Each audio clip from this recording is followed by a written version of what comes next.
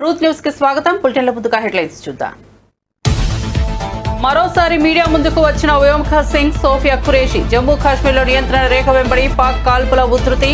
కుఫారా, బారాముల్లా, ఉరిపాంచ్, రాజౌరి సెక్టార్లో దాడులు. పాక్ సంయమనం పాటిస్తే ఉద్రిక్తతలు పెంచుకోమని స్పష్టీకరణ. కీలక నిర్ణయాలు తీసుకున్న ఏపీ కేబినెట్. ఏపీ రాజధానిగా అమరావతిని నిర్ధారిస్తూ తీర్మానం. చెరువు మట్టిని రైతులకు ఉచితంగా తరలించేందుకు అనుమతి. వేదికలపై తన పక్కన పవన్ కళ్యాణ్ కూర్చునేలా ఏర్పాట్లు చేయాలని అధికారులకు సూచన.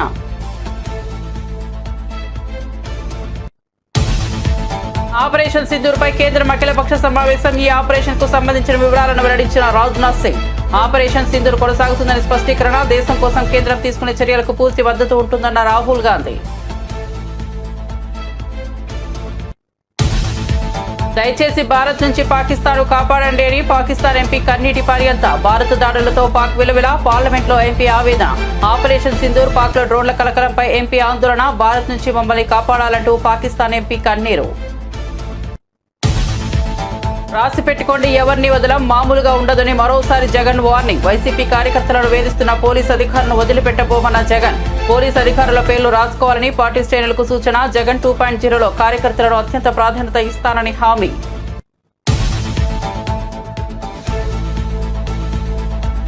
శ్రీ సిటీకి విమానాశ్రయంతో డైరెక్ట్ కనెక్టివిటీ ఇస్తామన్న మంత్రి లోకేష్. ఎల్జీ యూనిట్ నిర్మాణానికి పూర్తి సహాయ సహకారాలు అందిస్తామన్న మంత్రి.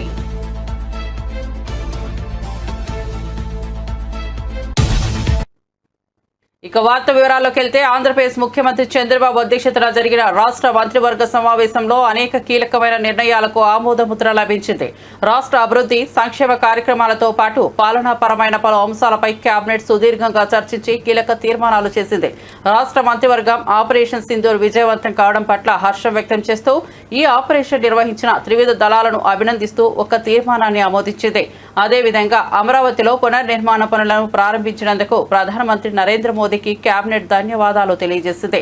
47వ సిఆర్డీఏ సమావేశంలో తీసుకున్న నిర్ణయాలకు మంత్రివర్గం ఆమోదం తెలిపింది. రాజధాని అమరావతి పరిధిలో వివిధ సంస్థలకు భూ కేటాయింపులు చేసేందుకు కూడా కేబినెట్ పచ్చజెండా ఊపింది. మంత్రివర్గం ఆర్మ్డ్ ఫోర్సెస్ ని వారి ధైర్య సాహసాలని అభినందిస్తూ ప్రధానమంత్రి గారి నాయకత్వంలో భారతదేశం యొక్క శక్తియుక్తుల్ని ప్రదర్శించినందుకు ఒక తీర్మానం కూడా చేశారు. ముఖ్యంగా ముఖ్యమంత్రి గారు, with pride I salute the brave warriors of Indian armed forces for swiftly avenging the Pahalgam terror attack. ఈరోజు ఉదయం ముఖ్యమంత్రి గారు ట్వీట్ చేయడం జరిగింది. సో అదే లైన్లో మంత్రిమండలి కూడా మన ఆర్మ్డ్ ఫోర్సెస్ చూపిస్తున్న ధైర్య సాహసాలని కానివ్వండి, మన భారతదేశం యొక్క ప్రతిష్టను ఇమిడింపజేసే విధంగా మన దేశాన్ని కాపాడుకుంటున్న తీరు ధైర్య సాహసాలతో, అదేవిధంగా ప్రధానమంత్రి గారి నాయకత్వంలో భారతదేశం యొక్క శక్తిని ప్రదర్శించినందుకు మరి తీర్మానం ద్వారా చేయటం జరిగింది. మరి ఆంధ్రప్రదేశ్ రాష్ట్ర ప్రజలందరూ కూడా, ఆంధ్రప్రదేశ్ రాష్ట్ర ప్రజలే కాదు దేశం యావత్తు ఆర్మ్డ్ ఫోర్సెస్ వెనకాల ఐక్యంగా నిలబడతామని చెప్పేసి కూడా చెప్పడం జరిగిందని చెప్పేసి మనం చేస్తాను. ఈరోజు సుదీర్ఘంగా రాష్ట్ర ముఖ్యమంత్రి శ్రీ నారా చంద్రబాబు నాయుడు గారి అధ్యక్షతన కేబినెట్ సమావేశం జరగడం జరిగింది. దాంట్లో ముఖ్యంగా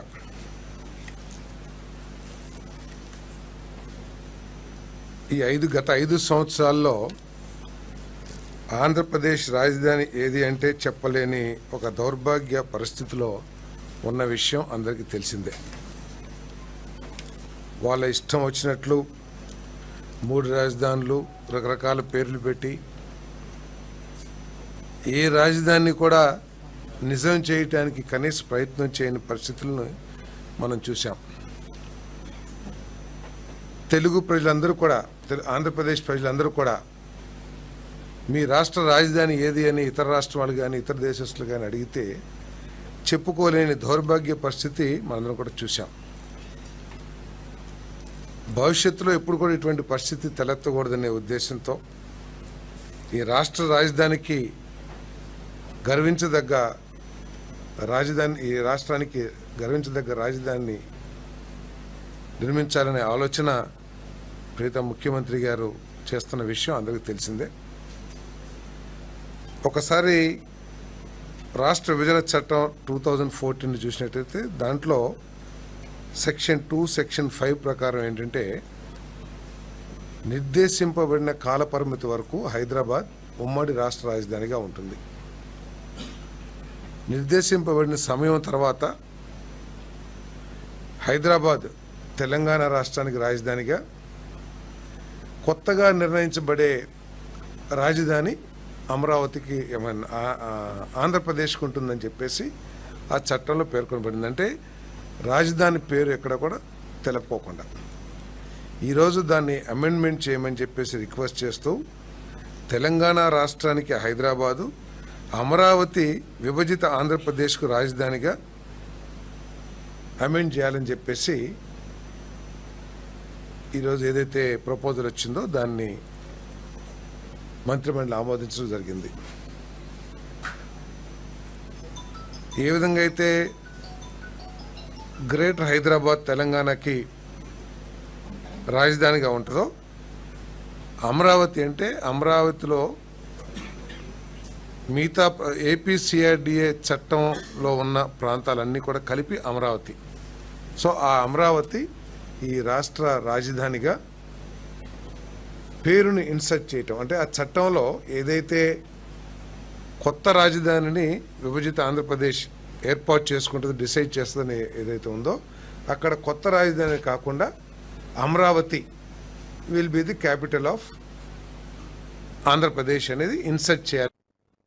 అంతర్జాతీయ స్థాయి గృహోపకరణాల తయారీ సంస్థ ఎల్జీ ఎలక్ట్రానిక్స్ సిటీ యూనిట్ కు మంత్రి నారా లోకేష్ భూమి పూజ చేశారు. ఈ సందర్భంగా మంత్రి లోకేష్ మాట్లాడుతూ ఎల్జీ యూనిట్ నిర్మాణానికి పూర్తి సహాయ సహకారాలు అందిస్తామన్నారు. ఇక్కడ అనుబంధ యూనిట్లతో పాటు ఎల్జీ సిటీ నిర్మించాలని కోరారు. రాబోయే 4 ఏళ్లలో సిటీకి తిరుపతి అంతర్జాతీయ విమానాశ్రయంతో డైరెక్ట్ కనెక్టివిటీ కల్పిస్తామని తెలిపారు. పరస్పర విశ్వాసం, ఉమ్మడి శ్రేయస్సు, ప్రపంచాన్ని అనుసంధానించే సమిష్టి లక్ష్యంతో కూడిన ఈ భాగస్వామ్యాన్ని కొనసాగిద్దామని ఎల్జీ సంస్థ ప్రతినిధులతో మంత్రి అన్నారు.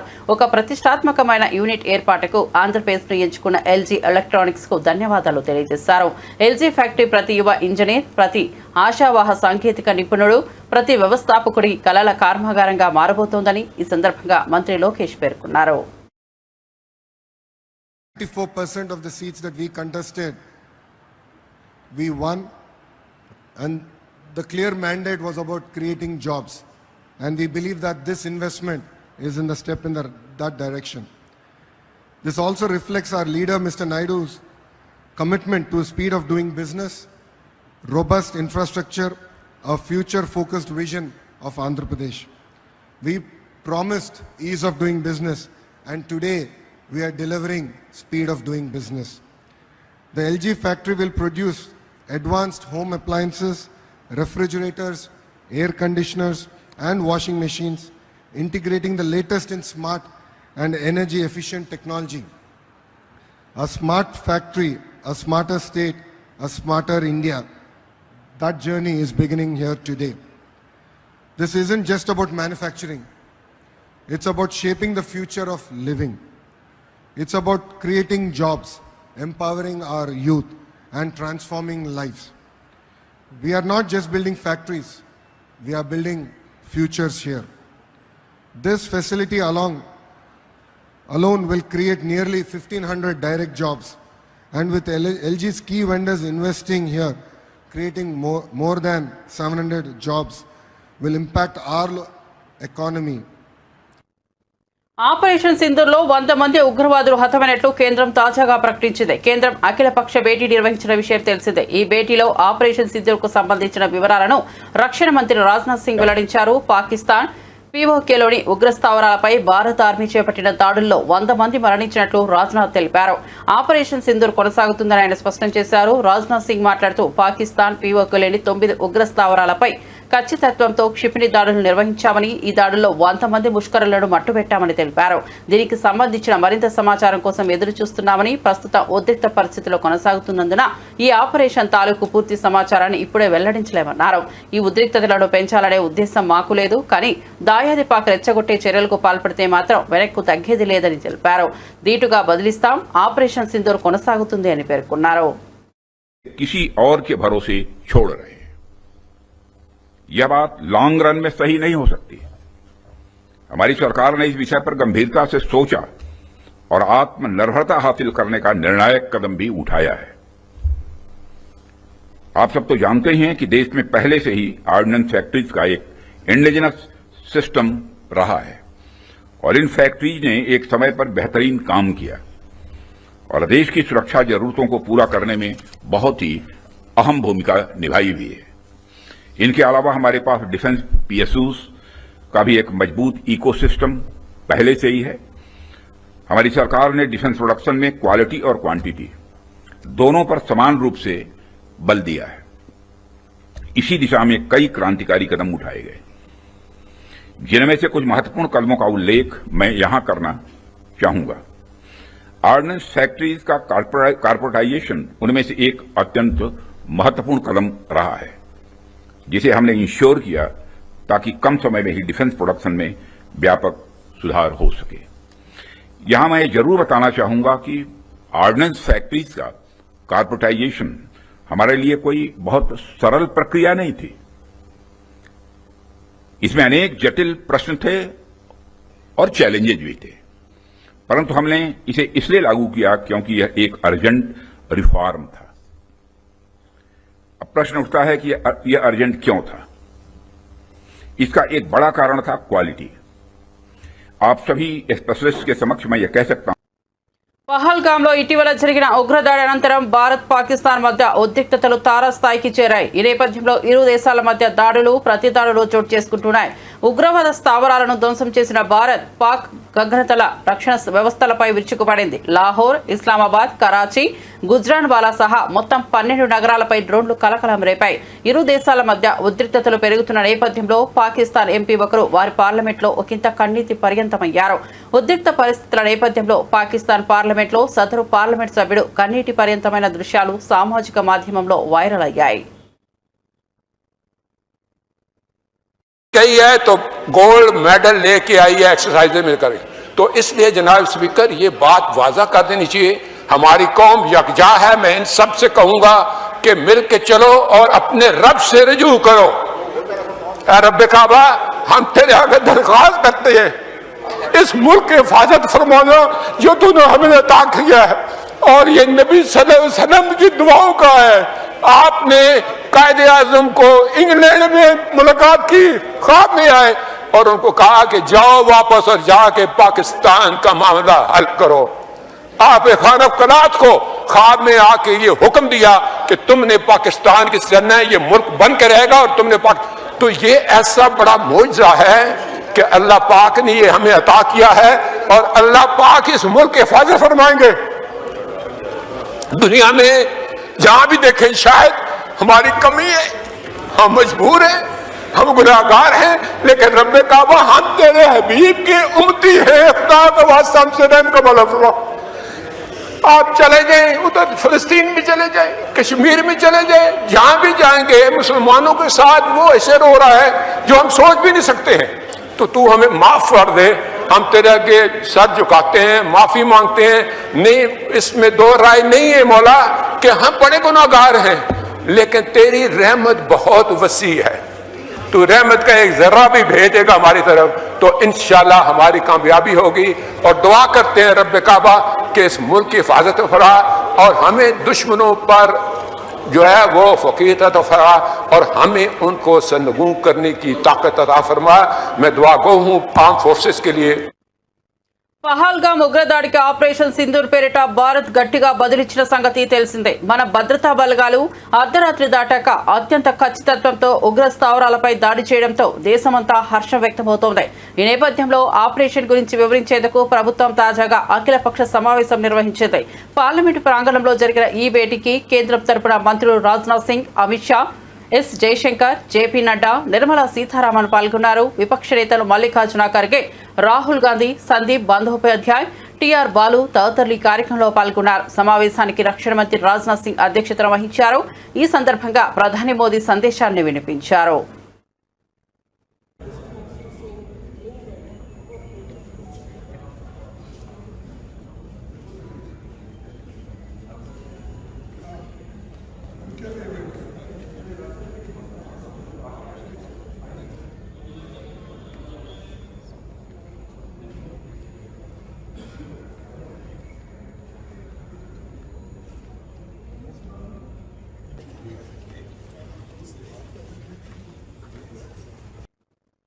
భారత్ పాకిస్తాన్ మధ్య నెలకొన్న ఉద్రిక్త పరిస్థితుల నేపథ్యంలో హైదరాబాద్లోని శంషాబాద్ విమానాశ్రయంలో భద్రతను కట్టుదిట్టం చేశారు. మరోవైపు మిస్ వరల్డ్ పోటీల కోసం వివిధ దేశాల నుంచి సుందరీమణులు హైదరాబాద్ చేరుకుంటున్నారు. దీంతో భద్రతా సిబ్బంది మరింత అప్రమత్తమయ్యారు. క్లూస్ టీం, డాగ్ స్క్వాడ్ బృందాలతో విమానాశ్రయంలో అణువణువు తనిఖీ చేస్తున్నారు. అనుమానాస్పద వ్యక్తులు కనిపిస్తే వివరాలు ఆరా తీస్తున్నారు. మిస్ వరల్డ్ కంటెస్టెంట్లను తీసుకెళ్లే వాహనాల డ్రైవర్లకు డ్రంక్ అండ్ డ్రైవ్ తనిఖీలు నిర్వహిస్తున్నారు.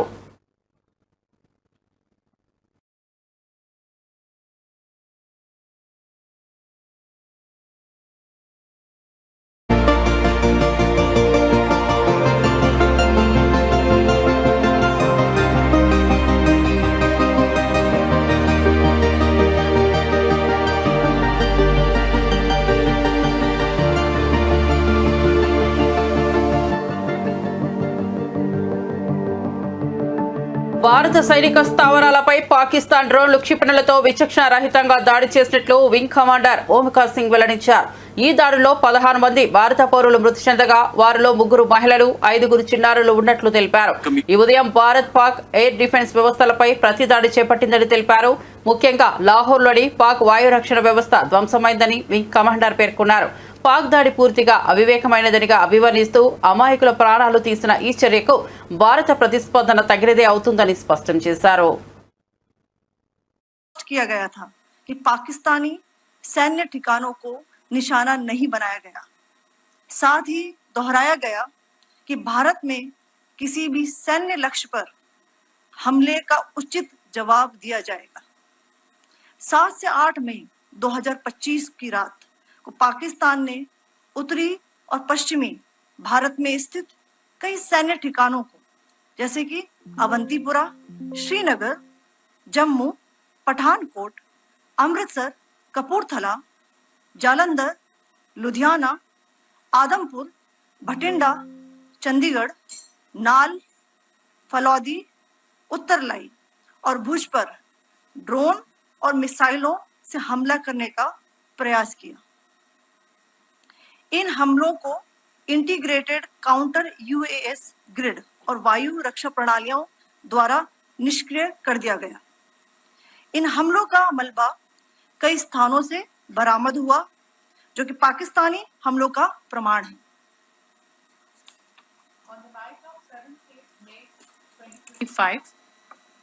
Pakistan attempted to engage a number of military targets in northern and western India using drones and missiles. These places included Avantipura, Srinagar, Jammu, Pathankot, Amritsar, Kapurthala, Nal, Jalandhar, Ludhiana, Adampur, Bhatinda, Chandigarh, Falodi, Uttarlai, and Bhuj. These were neutralized by the integrated counter unmanned aerial system and other air defense systems. The debris of these attacks is now being recovered from a number of locations that prove the Pakistani attacks. आज सुबह भारतीय सशस्त्र बलों ने पाकिस्तान के कई स्थानों पर वायु रक्षा रडार और प्रणालियों को निशाना बनाया. भारत की प्रतिक्रिया समान क्षेत्र में समान तीव्रता के साथ की गई.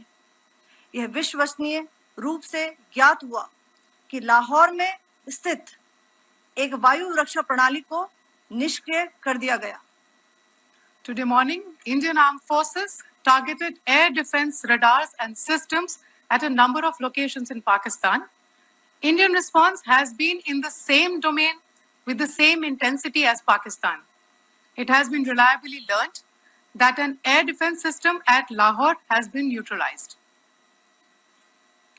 पाकिस्तान ने नियंत्रण रेखा पर आकरण गोलीबारी की तीव्रता बढ़ा दी है, जिसमें कुपवाड़ा, बारामूला, उरी, पुंछ, मेंढर और राजौरी क्षेत्रों में मोर्टार और भारी तोपखाने का इस्तेमाल किया जा रहा है.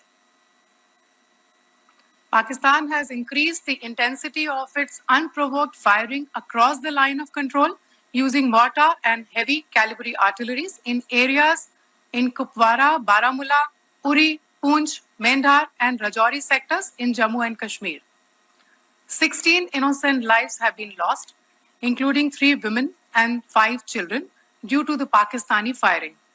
Here too, India was compelled to respond to bring mortar and artillery fire from Pakistan to a halt. Indian Armed Forces reiterate their commitment to non-escalation, provided it is respected by the Pakistan military. Jai Hind.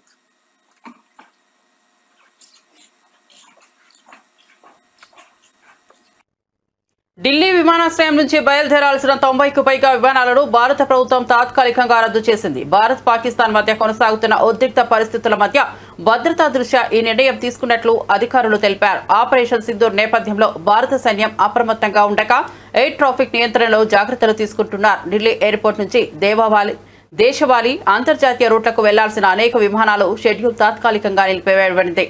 ప్రయాణికులు తమ ప్రయాణ ప్రణాళికలను మార్చుకోవాలని అధికారులు సూచించారు.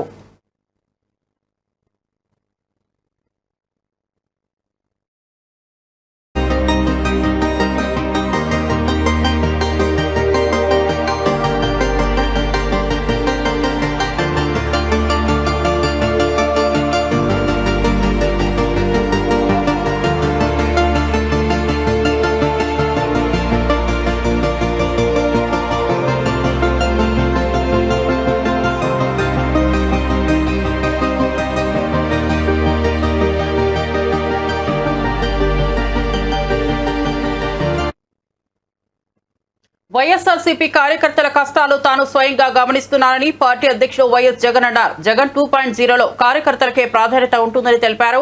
మీపై అణచివేతలకు పాల్పడుతున్న పోలీసులు అధికారుల పేర్లు రాసి పెట్టుకోండి, మళ్లీ మనం అధికారంలోకి వచ్చాక వారి సినిమా వేరే లెవెల్లో ఉంటుందని హెచ్చరించారు.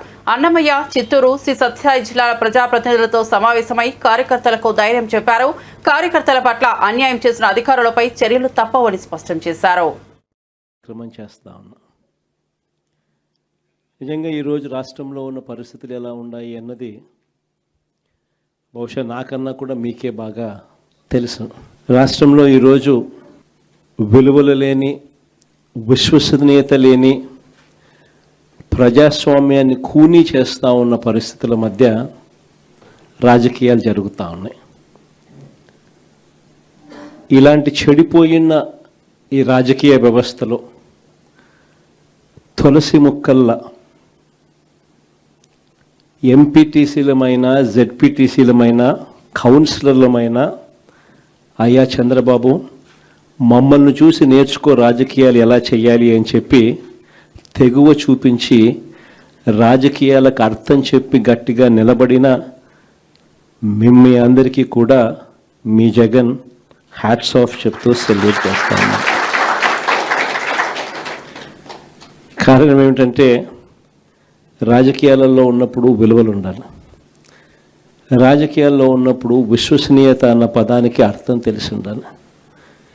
ఈ రెండింటికి కూడా అర్థం తెలియని వ్యక్తి ఎవరైనా ఈ రాష్ట్రంలో ఉన్నారు అని అంటే అన్ఫార్చునేట్గా అది ఈ రాష్ట్ర ముఖ్యమంత్రి అని చెప్పడానికి నిజంగా ఈ రాష్ట్ర పౌరుడిగా నేను తలదించుకోవాల్సిన పరిస్థితి.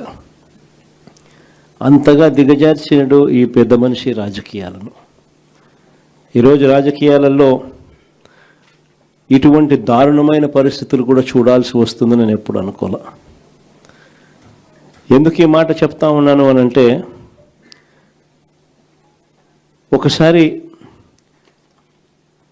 ఈ రామకుప్పానికి సంబంధించి చంద్రబాబు నాయుడు గారి సొంత నియోజకవర్గం, ఈ రామకుప్పానికి సంబంధించి ఎంపీటీసీకి సంబంధించిన ఒక కేస్ స్టడీ, ఒక ఎంపీపీ చనిపోయిన పరిస్థితుల మధ్య ఎన్నికలు జరుగుతూ ఉన్నాయి. 16కు సంబంధించిన ఎంపీటీసీలు వైఎస్ఆర్సీపీకి సంబంధించిన వాళ్ళే గెలిచారు. మరి ఇలాంటి చోట ఎందుకు చంద్రబాబు అనే వ్యక్తి పోటీ పెడతా ఉన్నాడు? గెలవడం అన్నదానికి మీనింగ్ ఎక్కడుంది? గెలవలేము అన్న సంగతి తెలుసు. గెలిచిన వాళ్ళందరూ కూడా, ఇక్కడ నుంచి గెలిచిన వాళ్ళందరూ కూడా వైఎస్ఆర్సీపీ టికెట్ మీద, ఆ బీఫామ్ మీద గెలిచిన వాళ్ళు. మళ్ళీ ఇలాంటి చోట 6 మందిని ఇక్కడి నుంచి లాక్కునే కార్యక్రమం చంద్రబాబు నాయుడు గారు దగ్గరుండి చేశారు. తర్వాత వైఎస్ఆర్సీపీ ఎంపీటీసీలు ప్రయాణం చేస్తూ ఉన్న మిగిలిన ఎంపీటీసీలు ప్రయాణం చేస్తూ ఉన్న వాహనాన్ని దగ్గరుండి పోలీసుల చేత అడ్డుకున్నారు.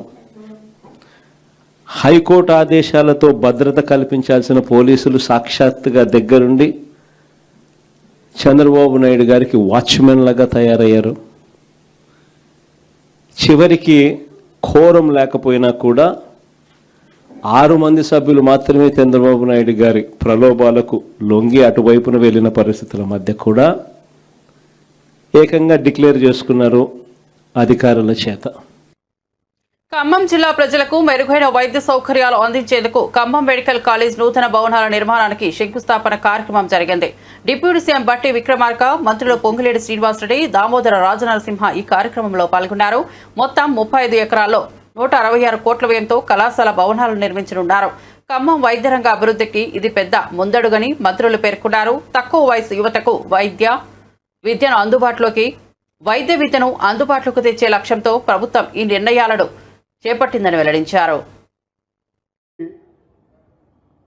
మెడికల్ కాలేజ్ శాంక్షన్ చేయించుకోవటమే కాకుండా ఈరోజు భవన నిర్మాణానికి పూజా కార్యక్రమాలు చేసుకొని ముందుకు పోయేటువంటి ఈరోజు తప్పనిసరిగా ఈ జిల్లాలో ఉన్నటువంటి ప్రజానికానికి పెద్ద ఎత్తున ఉపయోగపడేటువంటి కార్యక్రమం ఉంది. ఒక ప్రభుత్వ మెడికల్ కాలేజ్ వస్తే దానికి అనుబంధంగా ఉచితంగా వైద్య సేవలు అందించేటువంటి అన్ని మల్టీ స్పెషాలిటీ హాస్పిటల్స్ వైద్యాలు కూడా అందుబాటులోకి వస్తాయి. అటువంటి ఒక మంచి కార్యక్రమం మనమందరం సూపర్ స్పెషాలిటీ వైద్యం కోసం హైదరాబాద్ దాకా పోకుండా ఖమ్మం నడిబొడ్డునే అన్ని సదుపాయాలు అందుబాటులో తెచ్చుకునేటువంటి ఒక బృహత్తర కార్యక్రమానికి ఈరోజు భూమి పూజ చేసుకున్న సందర్భంలో ఖమ్మం ప్రజలందరికీ కూడా శుభాభివందనాలు తెలియజేస్తా ఉన్నాను నేను. అట్లాగే 2 మంత్రులు కూడా ప్రత్యేకంగా శ్రద్ధ చూపించి దీనికి కావాల్సినటువంటి భూసేకరణ కానీ నిధుల సేకరణకు సంబంధించి కానీ రాష్ట్ర ప్రభుత్వంతో మాట్లాడి వైద్య శాఖ మంత్రులు రాజనరసింహ గారితో మాట్లాడి ప్రత్యేకంగా దీన్ని ఎన్నో సంవత్సరాలుగా పెండింగ్ ఉన్నటువంటి ఈ కళాశాలని ఈరోజు శాంక్షన్ చేయించుకొని మనం ముందుకు పోతా ఉన్నాం. కాంగ్రెస్ ప్రభుత్వం ప్రజాప్రభుత్వం, ఇది పేదల ప్రభుత్వం, ప్రజల కోసం నిరంతరం పనిచేసేటువంటి ప్రభుత్వం. ఇది పాలకుల కోసమో దొరల కోసమో పనిచేసేటువంటి ప్రభుత్వం కాదు. ఇది కేవలం ప్రజలకి అంకితమై ప్రజా సంక్షేమం కోసం పనిచేస్తుందని చెప్పడానికి ఇది ఒక చక్కటి నిదర్శనం అని చెప్పి ఈ సందర్భంగా మీ అందరికీ మనవి చేస్తా ఉన్నాను. దాదాపు రాష్ట్రంలో 34 కళాశాలలు ప్రభుత్వ పరంగా, 29 కళాశాలలు ప్రైవేట్ పరంగా రాష్ట్ర వ్యాప్తంగా ఉన్నటువంటి విద్యార్థులందరికీ ఉచితంగా వైద్య సీట్లు పెద్ద ఎత్తున అందుబాటులో తీసుకొని రావడానికి దాదాపు 9,065 సీట్లతో ఈరోజు పెద్ద ఎత్తున మెడికల్ విద్యను మనం ముందుకు తీసుకుపోతా ఉన్నాం. దామోదర రాజనరసింహ గారి నాయకత్వంలో వారు వచ్చిన తర్వాత అదనంగా 8 కొత్త కళాశాలలు, మెడికల్ కళాశాలను శాంక్షన్ చేసుకోవటమే కాకుండా వాటన్నిటికి కూడా బిల్డింగులు, సొంతంగా భవనాలు నిర్మించుకోవడానికి కావాల్సిన విధంగా శాంక్షన్ చేపించుకొని ఒక ప్రత్యేక దృష్టి పెట్టి ఈ వైద్య శాఖ మీద వారు ముందుకు తీసుకొని పోతా ఉన్నారు. ఈ ప్రభుత్వం వైద్యం, విద్య మీద ప్రత్యేక దృష్టి సారించి ప్రత్యేక రాష్ట్రం ఏర్పడిన తర్వాత 10 సంవత్సరాల్లో ఎప్పుడూ పెట్టనంత ఖర్చుని ఈ ఒక్క సంవత్సరం. మరిన్ని అప్డేట్స్ కోసం చూస్తూనే ఉండండి ట్రూత్ న్యూస్.